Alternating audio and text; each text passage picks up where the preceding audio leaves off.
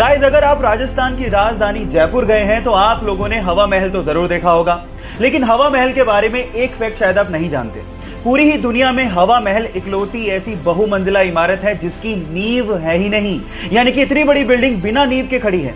इसके आगे की वॉल की मोटाई 8 इंच है, जिसके सहारे 5 मंजिला इमारत को खड़ा किया गया है। पूरी ही दुनिया में ऐसा आर्किटेक्चर का बेहतरीन नमूना शायद ही आपको देखने को मिले, जहां पर इतनी बड़ी बिल्डिंग फ्लैट सरफेस पर सालों से खड़ी है। गाइस, इंडिया भी आर्किटेक्चर में किसी से कम नहीं है, तो इसके लिए एक लाइक तो बनता है। गाइस, क्या आप लोगों को पता है कि रिसेंटली स्विट्जरलैंड ने अपनी ओल्प्स पर्वत श्रृंखला के 14,690 फीट ऊंचे माउंटेन पे हमारे तिरंगे झंडे की रोशनी को फहराया और साथ ही साथ वैष्णव जन भजन के धुन को भी बजाया गया।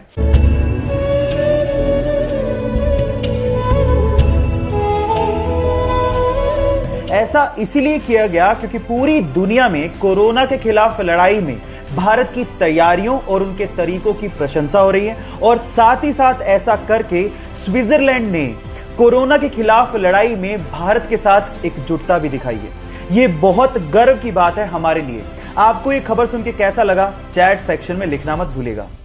दिल्ली के सरकारी स्कूल से रिटायर एक टीचर कीमत राय गुप्ता ने रिटायरमेंट के बाद अपने आप को बिजी रखने के लिए दिल्ली के भागीरथ पैलेस मार्केट में इलेक्ट्रिकल अप्लायंसेस की एक दुकान खोली। तब उनके पास एक सेल्समैन आया और उस सेल्समैन ने बातों ही बातों में एक जानकारी दी और कहा कि हेवेल्स नाम से एक छोटी सी फैक्ट्री है जिसे उसका मालिक बेचना चाहता है। तब कीमत राय गुप्ता ने 7 लाख रुपए देके हेवेल्स नाम की एक छोटी सी फैक्ट्री को खरीदा और रिटायरमेंट के बाद भी अपनी मेहनत के दम पे उस फैक्ट्री को मुनाफे में लाके खड़ा कर दिया। और गाइस, आज वो इंडिया की दूसरी सबसे बड़ी इलेक्ट्रिकल अप्लायंसेस बनाने वाली कंपनी है, जिसका टोटल टर्नओवर 1000 करोड़ से भी ज्यादा है। एक इंटरव्यू में कीमत राय गुप्ता जी ने कहा था कि जो इंसान मेहनत करना जानता है और जो इंसान रिस्क उठाना जानता है, उसको सफल होने में कोई रोक ही नहीं सकता। इरिन नाम की एक महिला बहुत समय से बंजी जंपिंग करना चाहती थी। एडवेंचर किसे नहीं पसंद, और इसके लिए वो जाम्बिया गई और उन्होंने दिन चुना 31 दिसंबर 2011 का। लेकिन जिस नदी के ऊपर से वो बंजी जंपिंग करना चाहती थी, उस नदी में बहुत सारे मगरमच्छ थे। जैसे ही उन्होंने छलांग लगाई, उसके बाद वो हुआ जिसका उन्होंने सपने में भी अंदाजा नहीं लगाया था। वो जैसे ही कूदी, रस्सी टूट गई और वो सीधे उस नदी में जाके गिरी जहां पर बहुत सारे मगरमच्छ थे। नदी का बहाव बहुत तेज था, लेकिन उस बंदी ने हार नहीं मानी और जैसे तैसे करके पत्थरों से टकरा टकरा के वो किनारे तक पहुंची और अपनी जान बचाई।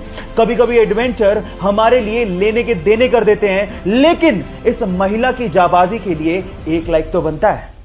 गाइस, मान लीजिए कि अगर आपको कोई पेंटिंग बनाने को बोले तो सबसे पहले आप क्या ढूंढेंगे? Pencil, colours. लेकिन इटली की एक आर्टिस्ट गिउलिया बनाडेली पूरी दुनिया की पहली आर्टिस्ट है जो कि कलर्स का इस्तेमाल करती ही नहीं है। वो पेपर पे कॉफी को गिरा के अपनी आर्ट बनाती हैं, और ऐसी क्रिएटिविटी शायद ही आपने कहीं देखी होगी। और वो दुनिया की पहली ऐसी आर्टिस्ट हैं जिन्होंने कॉफी आर्ट को इंट्रोड्यूस किया है। क्या आपको पहले से बात पता थी? और नहीं पता थी तो चैट सेक्शन में लिखना मत भूलिएगा।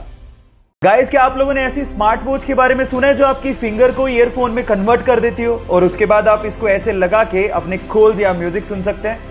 जी हाँ गाइस, इस वॉच को एसजीएल कहते हैं, और एक्चुअली इस वॉच को हम लोग बाकी स्मार्ट वॉचेस की तरह ब्लूटूथ से अपने मोबाइल से कनेक्ट कर सकते हैं। और उसके बाद जैसे ही कॉल आएगा, एक एडवांस बटन दिया होता है जिसे क्लिक करने के बाद आप जैसे इसे कान पे लगाएंगे, ये रिस्ट से फिंगर की तरफ सिग्नल्स को भेजती है और उसके बाद आपकी ये फिंगर ईयरफोन के जैसे काम करना शुरू कर देती है। आपको ये टेक्नोलॉजी कैसी लगी, चैट सेक्शन में लिखना मत भूलिएगा।